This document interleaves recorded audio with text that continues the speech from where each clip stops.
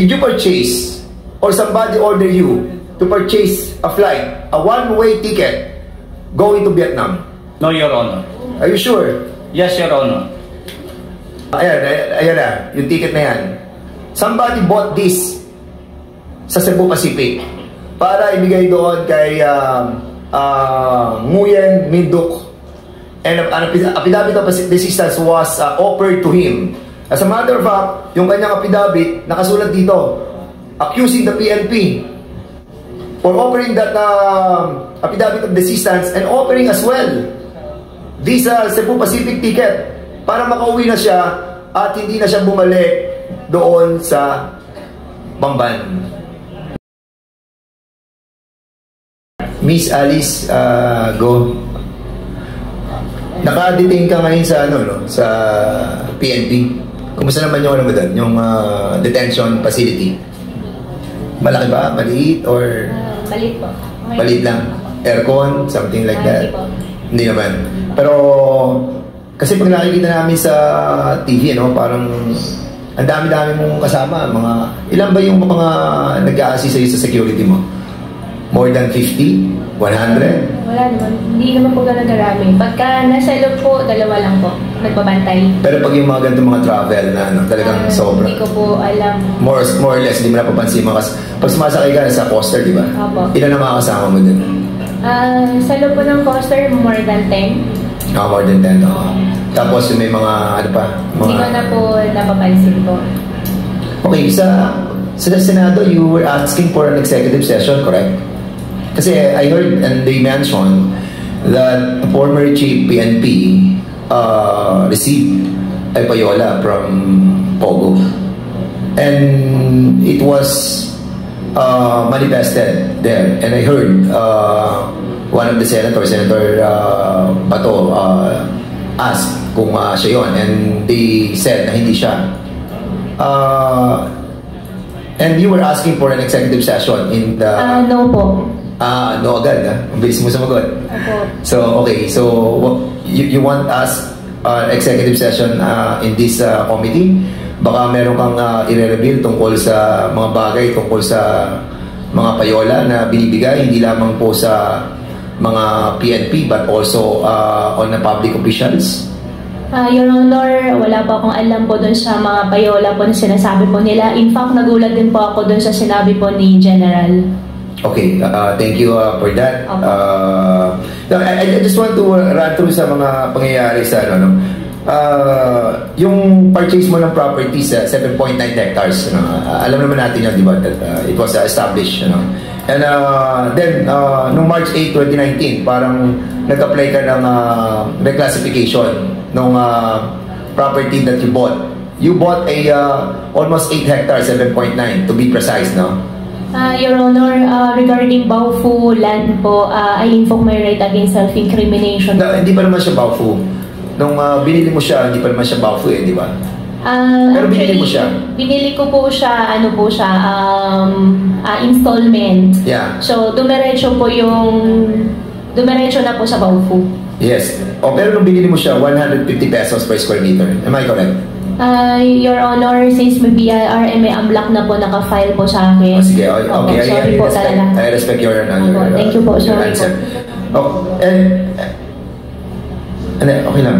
Okay, so then you ask for reclassification, and 1 week after the reclassification were granted. You may or may not answer that. Okay. Ikaw ang presidente before ng Baofu? Before po, Your Honor. Before, di ba? And nung July to October 2020, you applied for a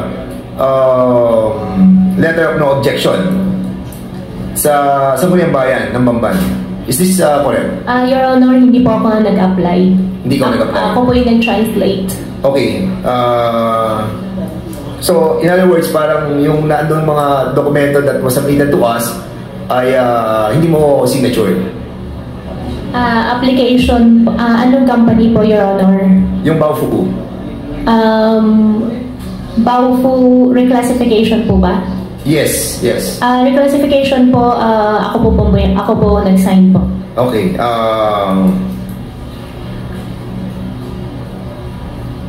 Alright. So, nung December 2, 2020, no, nag-raid doon yung NBI. So, hindi ka pa mayor dito. Pero, have you heard about the raid of the NBI and immigration? Nalaman po namin after po. And, nung malaman mo, since na inoperate sila, niraid sila, there were 332 foreign nationals that were arrested. Di ba? Is that correct? Your Honor, as what I remember po, opo, nakita po namin sa news po yan. At wala pang permit yung, wala pang OGL, yung Hongsheng during that time? Di po ako sure po. Pero you own the property, yung Baupulan. So, being the owner of that property, alam mo kung yung binigyan mo ng lease contract para mag-operate ng Pogo, have already secured that license from the PAGCOR. Your Honor, regarding Baofu po, I invoke my right. Sige. Dahil po may final po sa akin human trafficking po sa DOJ. Alright, Sorry so sige, panigbaw po to. Iwasan na natin yung baw po para hindi na tayo mahirapan. February 1, 2023, mayor ka na, di ba? Mayor ka na. So, nung mayor ka na, nagkaroon doon ng operation ang CIDG. And sa operation na yon that was conducted, wala pang permit.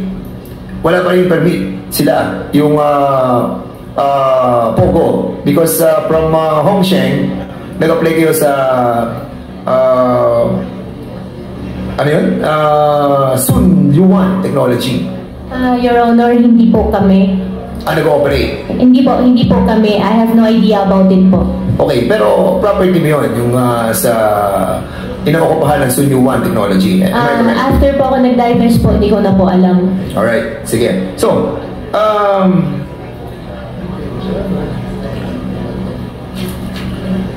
noong February 24, 2024, ikaw yung mayor na, di ba? Opo, Your Honor. Natatandaan mo yung si Minduk, yung isang Vietnamese na tumakas doon sa property mo at pumunta doon kay Mr. Santa Maria. Your Honor, hindi ko po alam yung insidente, pero Yes. kung hindi po ako nagkakamali, right after, nagbigay po ng statement po yung management po nila sa office to explain ano po nangyari. Sinong nagbigay ng explanation? From the management of Junior 1. And during that time that tumakas yung Vietnamese na yon, si Nguyen Minh Duc, according sa kanyang affidavit, siya ay hinire bilang isang chef, cooking position for Vietnamese nationals. Pero nung dumating siya sa airport, di ba, iba sumundo sa kanya, and after that, dinala siya sa Sun Yuan Technology. At nung dinala siya sa Sun Yuan Technology, he told them that uwi na siya, but he was forced to stay in your place sa Sun Yuan, sa Baupulan. And he was told that he has to repay all the processing fees lahat. Kaya hindi siya nakaalis doon sa Banban. Now, sino ang chief of police mo during that time? Your Honor, doon sa na-mention yung pong date, hindi na po ako may-ari nung land. Yes, I'm not asking that, Yeah. Alice. I'm asking, sino yung chief of police mo during that time that you were the mayor of... Major Perfecto, kung hindi po ako nagkakamali. Ang mayor mo during that time, ang chief of police mo during that time is si Major Perfecto, di ba kayo? Opo. Okay. We have invited Perfecto de Mayo. Andiyan ba si Major Perfecto de Mayo? Siya yung chief of police ng Banban, Tarlac. Andito ba? Can we invite the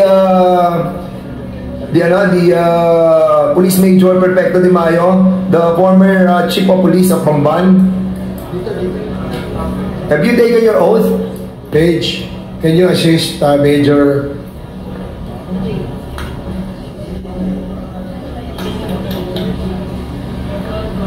Have you taken your oath?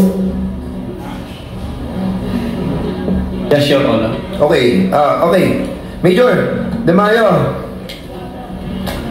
natatanda mo yung panahon na pumunta sa iyo yung Vietnamese na nakatakas dun sa Sunyuan Corporation sa barangay Anupul, Bamban, Tarlac? Yes, Your Honor. Who informed you na may tumakas na Vietnamese national doon? Yung may-ari po nung lote kung saan po siya natagpuan. Ang nag-inform sa iyo yung si Mr. Santa Maria? Are you sure? Yes, yes, Your Are Honor. you sure, ha? Yes, Your Honor. Kasi meron silang affidavit that was signed, ha? Ha? Baka pag nakita ko doon sa affidavit nila na hindi sila tumawag sa iyo, I'm telling you, sino tumawag sa iyo at nagsabi na pumunta ka doon sa Samaritan? Si Santa Maria mismo. Si Santa Maria mismo ang nagsabi sa iyo. Tumawag po siya sa talk po namin, Your Honor. Tumawag sa iyo? Yes. Okay. Sa TOC po namin. Okay. So siya tumawag sa iyo at pumunta ka doon. Actually, yung investigator po natin, yung Sino yung investigator na pumunta doon? si Eduardo Hipolito, Your Honor. Anong time and date mo na-receive yung pagtawag ni Mr. Santa Maria?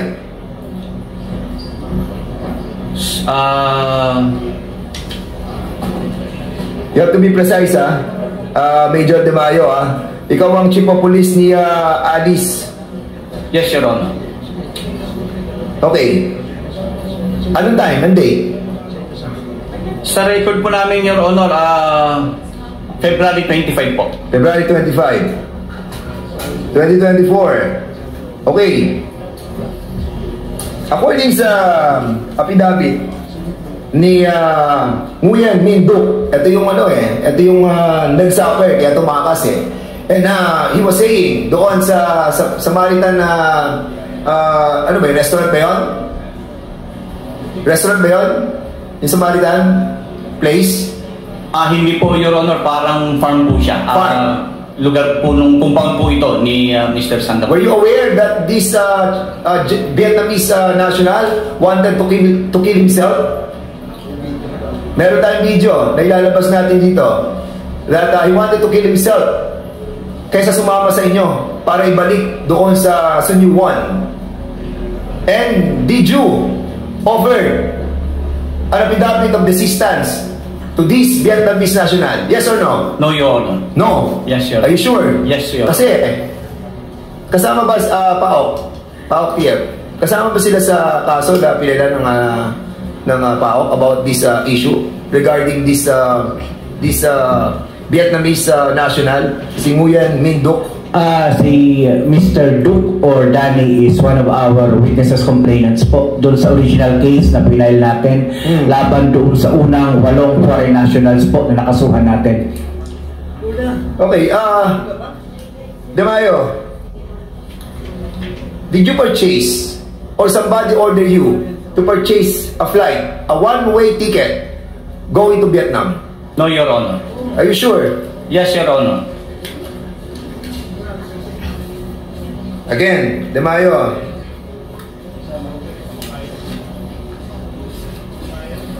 I'm again warning you, nawawala na yung ticket dito, pero I got the ticket, the one-way ticket of Cebu Pacific, and we will try to find out from Cebu Pacific who purchased this ticket or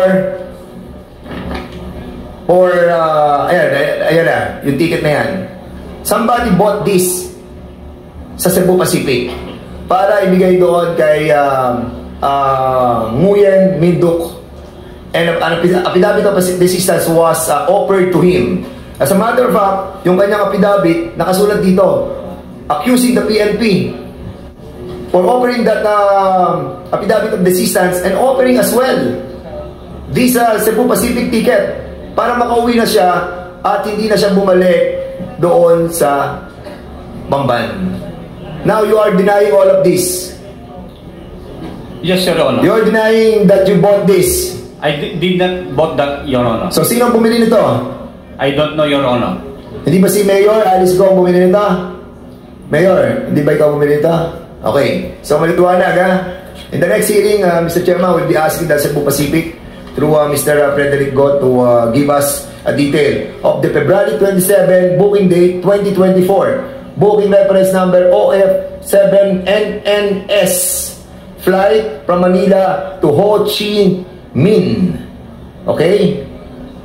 So, basically, we will be able to find out sino bumili ng ticket na to. Kung ikaw o somebody ordered you para bumili ng ticket na to. Hindi. Gusto nila pauwiin si yung Vietnamese para hindi na siya tumistigo against the yung sa Pogo, and at the same time doon sa mga opisyal sa PNP. Alright. So, Miss Alice Go, balik tayo dun sa issue ng kanina, a lot of congressmen were asking about if you identified a certain Ho Jing Yang na kapatid ni Michael Yang. Do you know Ho Jing Yang? Your Honor, yung picture po na pinakita po sa akin kanina. Yes. Pakita natin. Hindi.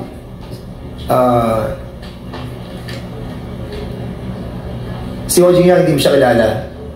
Yung picture po, Your Honor, na pinakita po kanina na both dalawa po. Yes. Wala po akong kilala kahit isa po doon. Wala kang kilala doon. Wala po. Okay, hindi. Michael Yang, may kilala ka Michael Yang? Wala ka na kilala. Sige, before that, Mr. Chairman, allow me, to, kasi you were telling the Senate that yung pag alis mo sa Pilipinas ay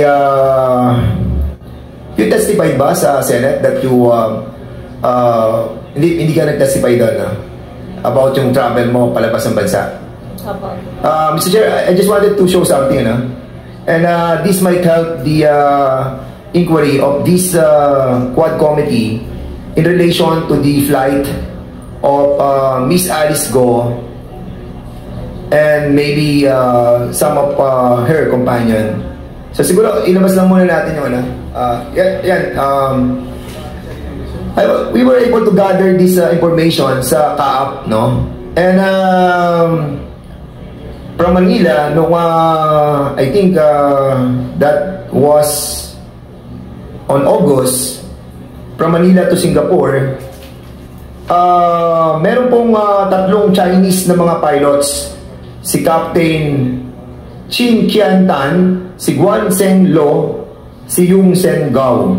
At ang gamit po nila ay Pacific Flight Services Company. Umalis sila ng Manila papunta ng Singapore at wala silang pasahero.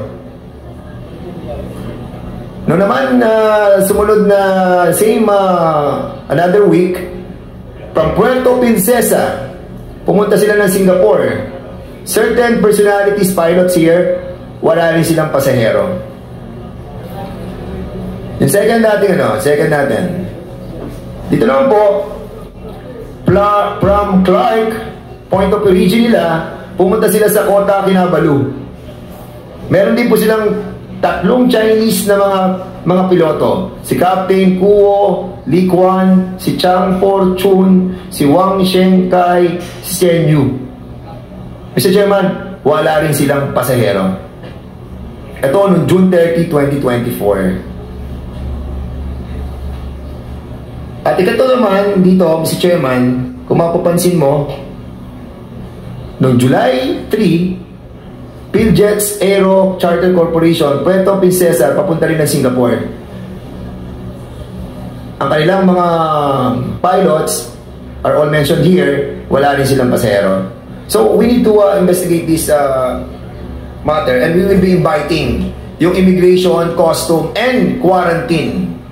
Kasi alam nyo itong mga charter flight na ganito, miski yung mga cargo flights, chine-check po yung yung mga tao or yung mga cargos or yung mga dadalhin na doon sa private plane. And we wanted to ask the Bureau of Immigration. Andito po ang Bureau of Immigration. Yes, ayan na pala ang BI. BI, can you kindly check these charter flights? Marami itong mga hawak ng mga charter flights na wala silang laman papunta sa Singapore. From Singapore o kaya going to Kota Kinabalu, Malaysia. So, can we solicit some answer, please? We'll have it checked, Your Honor. At the end of the committee hearing, Your Honor, I'll just get, if it's possible, to get copies of those. I will be giving you all these documents. Yes, Your Honor. Thank you, Your Honor. Yeah. Okay. Custom. Andiyan ba custom? So we'll be asking also custom kung nagbabalansi po yung declaration ng CAAP, declaration ng immigration, declaration ng Bureau of Customs, and declaration ng quarantine. Kasi iba-iba po yan eh. Bago sila umalis dito, dapat lahat yan may checklist sa kanilang tinatawag na General Declaration. Otherwise, kapag hindi nag-match-match to, there must be something wrong with this, Mr. Chairman. And I believe, doon sa period ng from June, last week of June, up to August, doon natin makikita kung talaga sila ay nagbiyahe ng cargo, private plane, or talaga nagbiyahe sila sa pagitan ng bangka papunta doon po sa Malaysia or Singapore.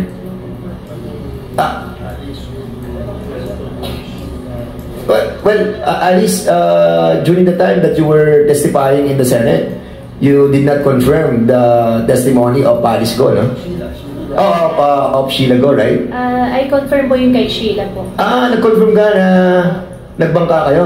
Opo. So, how many days na nakuha yung biyahe? Your Honor, dahil po nung Monday po, final po ako ng immigration. Kaya ngayon po, I invoke my right against self-incrimination. Alright. Sorry po talaga. Sino? Si Cassandra, kasama daw si Cassandra. Hindi, si Cassandra nag-ano siya, nag-plane eh.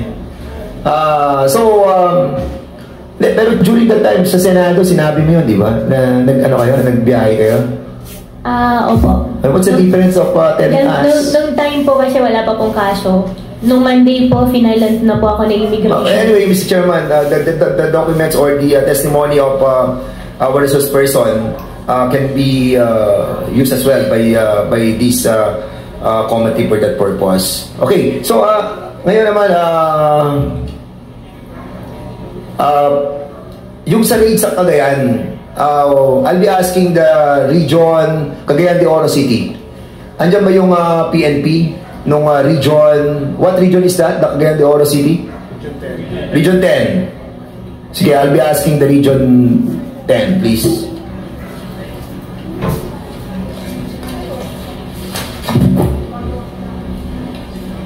And the Chief of Police of Cagayan de Oro City, what is the name of the PNP? Good afternoon, Your Honor. Police Colonel Salvador Adam, Your Honor.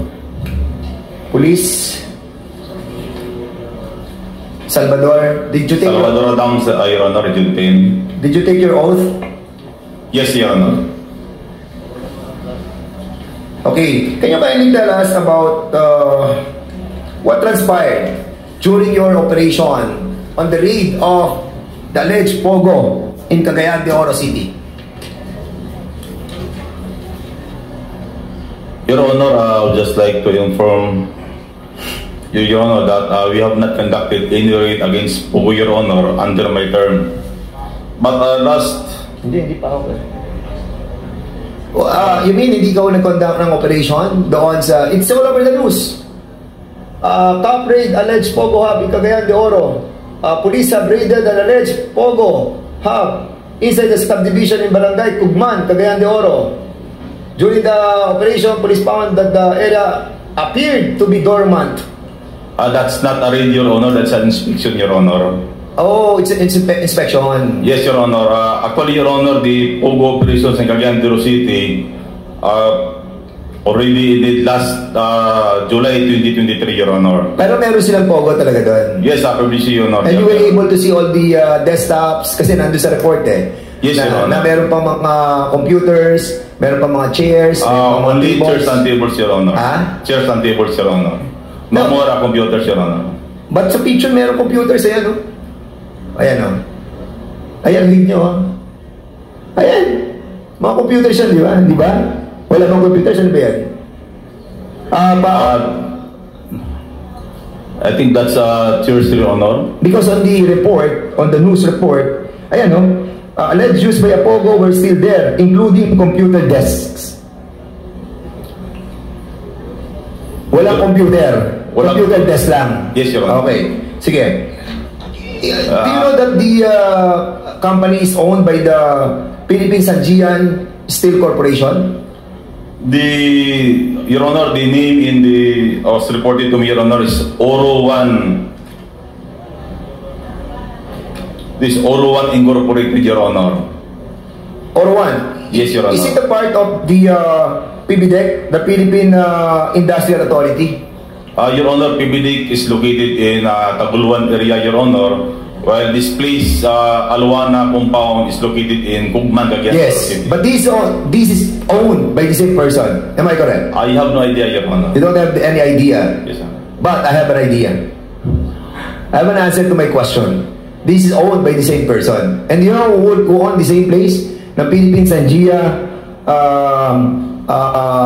Steel Corporation, and that one that you have inspected? Again, Your Honor. Kilala mo ba, kasi tinatanong ko kung kilala mo, sabi mo hindi mo kilala yung owner nung in-inspect ninyo at yung Philippine Sanjia Steel Corporation. Yes, Your Honor. Ang may-ari nun ay si Mr. Tony Yang.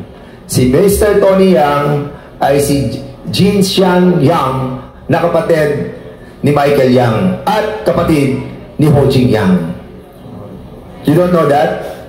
I have no idea with I only know Mr. Yang, Your Honor. I want to show you a picture. Baka maalala mo kasi taga-Cagayan ka.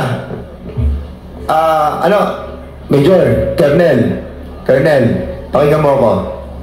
You are from Cagayan de Oro City. Yes, Your Honor. And you are Chief of Police of Cagayan de Oro City. Yes, Your Honor. Kung taga ron ka, kilala mo yung mga negosyante doon. Am I right? Not also, Your Honor. Hindi mo kilala to bilang head siya ng Chamber of Commerce sa Cagayan de Oro. And I will show you a picture. Can you kindly show it? Yan, kilala mo siya. Tony Yang, kapatid ni Michael Yang at kapatid ni Ho Jing Yang, na nagkaroon ng transaksyon kay Alice Go through a financial transaction of almost 3.3 billion. And this is the eldest brother of Michael Yang and Ho Jing Yang. Do you know him? Yes or no? Yes, Your Honor. Kilala mo? In the middle, Your Honor. Yes, so kilala mo. Popular yan. Hindi pwede, hindi popular yan. Ha? Anyway, I will show you another picture. No, not that one. Balik.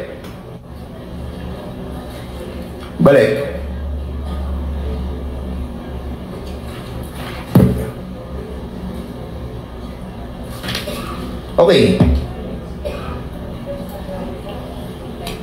Yan. Alice, wala kang kilala sa tatlong yan na magkakapatid? Si Ho Jing Yang, si Jian Xing Yang, at si Hong Ming Yang? Wala po. Wala kang kilala talaga dyan? Wala sa po. mga yan? Wala Itong po. si Hong Jing Yang na paki-forward mo yung transaction nila. Yung si Hong Jing Yang na naka-transact mo through bank transactions? Never ko po siya nakatransact po, Your Honor. Paano yung nagsasend sila ng pera sa iyo na hindi mo nakakilala sila? Wala naman po sila sinisend po sa akin na pera po, Your Oh, Honor. yes, of course. You will... Now, sige, balik tayo dun sa propose nilang, yung Philippine Sanjia Steel Corporation. According sa kanilang, balik mo sa dati kanina. Yan. According sa kanilang proposal doon sa PBDEC, okay, sinasabi nila that itong kumpanyang to is a Philippine-owned corporation. It is a 47 hectares na kanilang development ay may kasamang work o yung tinatawag na ano yung tinatawag doon sa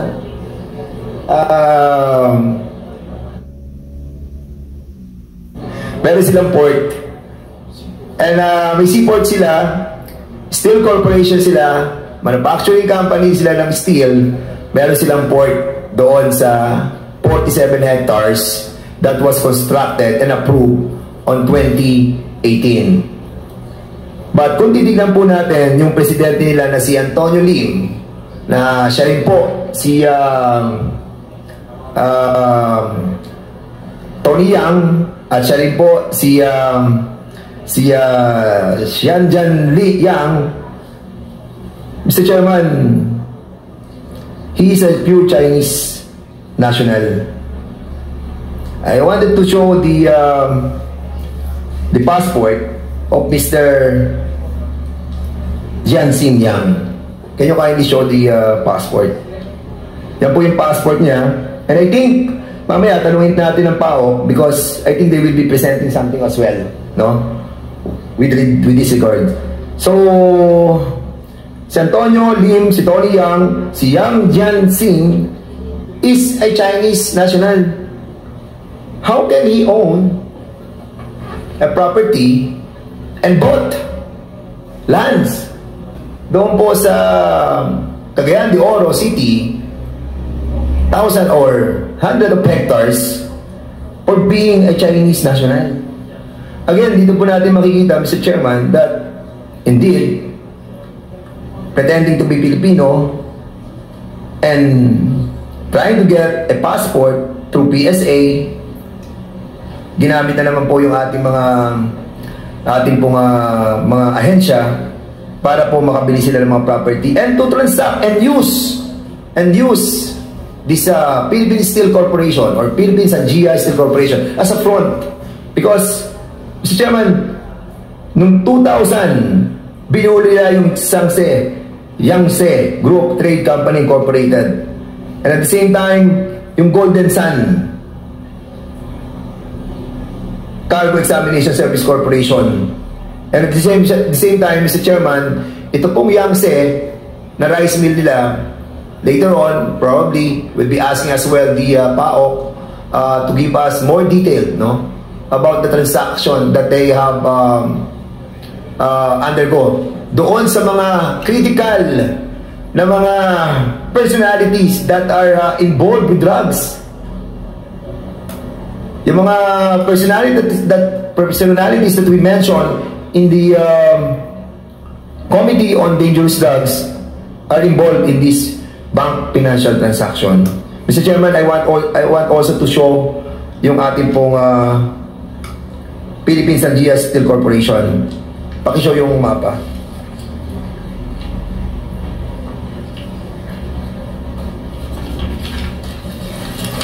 Pakita lang yung ito, pakita.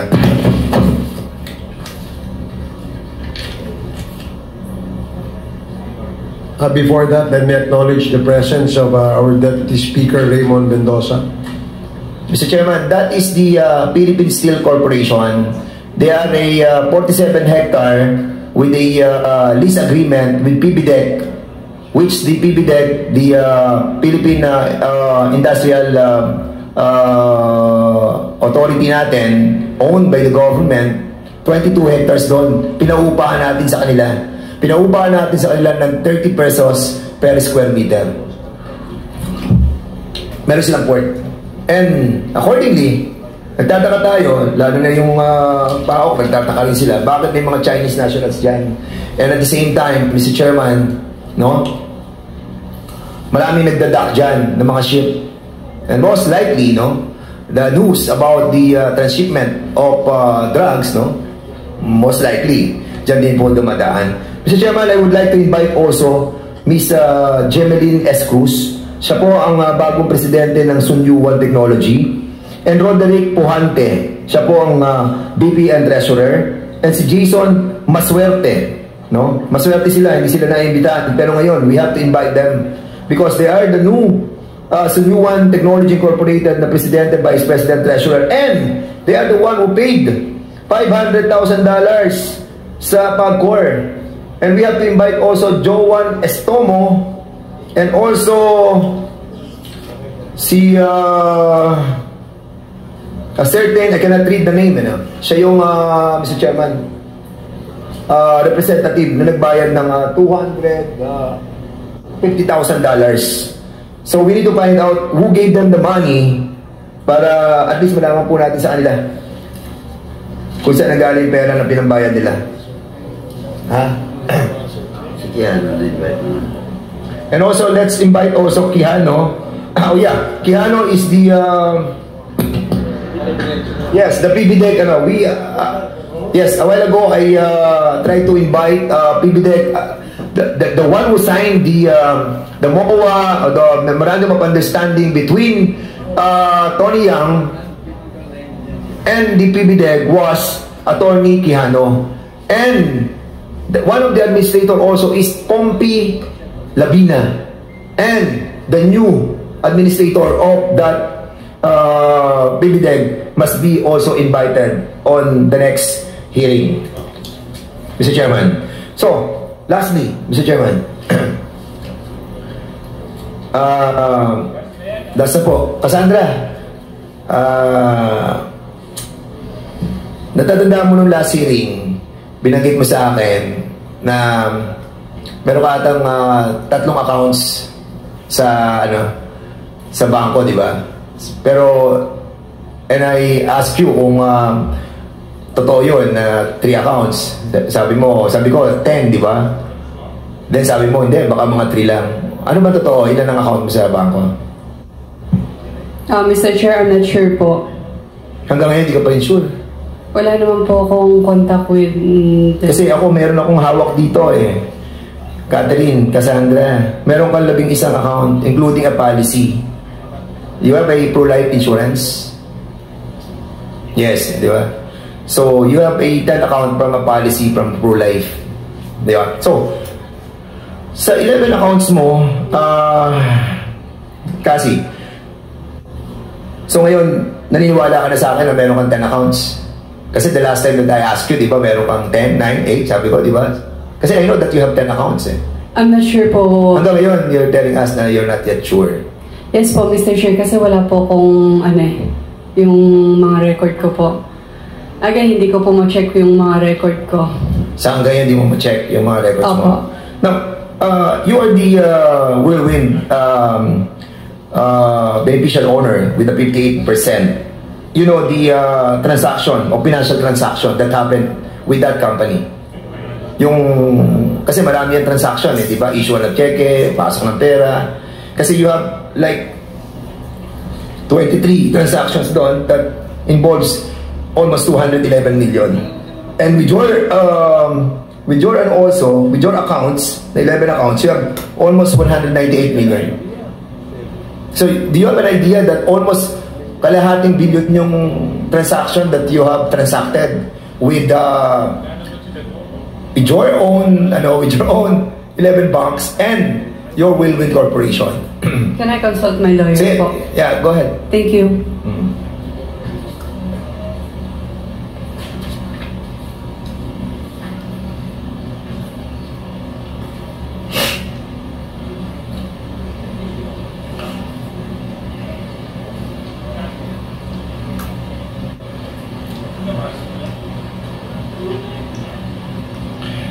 Pakilabas nga. Yes, Asi. Mr. Chair, You invoke your right. Opo, kasi may money laundering na po. Sige, okay. Kasi the last time, wala ka pang kaso Kaya nga sinasabi namin sa iyo, cooperate with us Pero now na may kaso ka na, yan talaga yung mangyayari. Now, I will show you something, Kasi.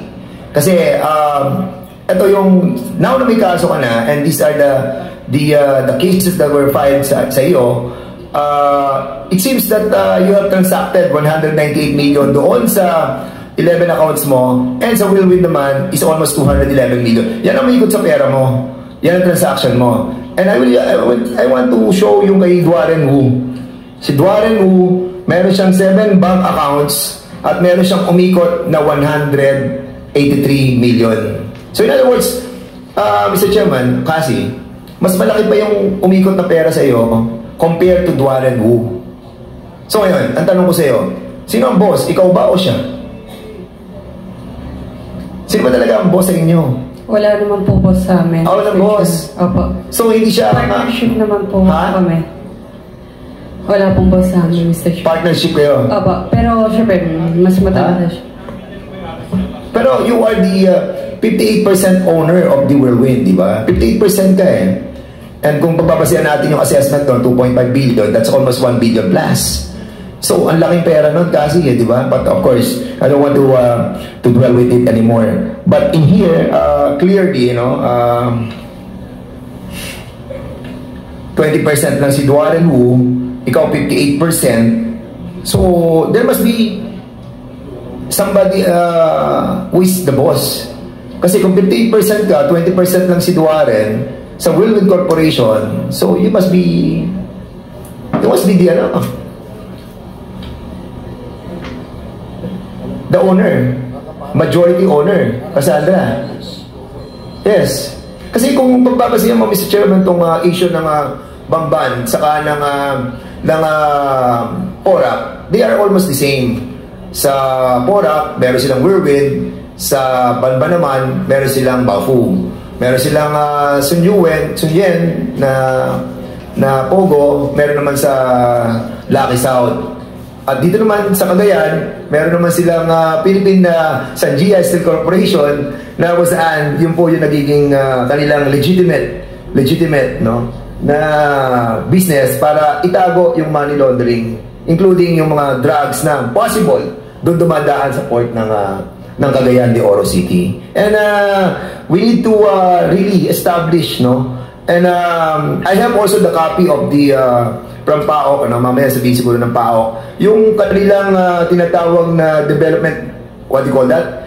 The business of, the design of the business plan that was submitted, sa municipality or sa city of Cagayan de Oro, telling us that the design of those manufacturing company were the same as that of the Porac and the Banban. Kaya medyo malalim po itong issue ito that we need to dwell deeply, Mr. Chairman. But for the meantime, yun muna siguro isang tanong na lang kay Cassandra. Cassandra, I'll be asking this on behalf of my former director in the movie industry, si Direk Eric Mati. He was asking me kasi, saan ka nagpasalon? Ba't ko pa kulay ng buhok? Kasi the last time you were here, hindi ganyan ang kulay ng buhok mo, saka hindi ganyan curly. Mr. Chair, ganito pa rin po yung kulay ng buhok ko since the last time po. Hindi, kasi baka nabuhok. Tapos, okay, sige. Tapos po, yung kulot ko is DIY, Ginawa mo lang. Kasi baka mamaya merong salon na kami dito sa HOR, sa aming detention facility. The chairman is asking me if pwede din siyang magpakulay ng buhok doon sa facility natin. I just wanted to make it light, yung ating pong discussion. But if indeed there is a existing salon in the detention center, then I will be filing a resolution. Condemning or sige, kasi, sige. Yung hair color ko, ito pa rin po naman since then. Yan ba yung dati? Except na lang siguro kung, di ba, nagsha-shower naman po, so... Hindi, parang na iba kasi ang kulay. Kasi everybody was trying to tell me na parang nabago yung hair mo. But ano na yan, beside the point. Parang alam mo ang buhok. Next slide, si Direk. Thank you so much, Mr. Chairman. Maraming po salamat. Thank you, Congressman Dan Fernandez.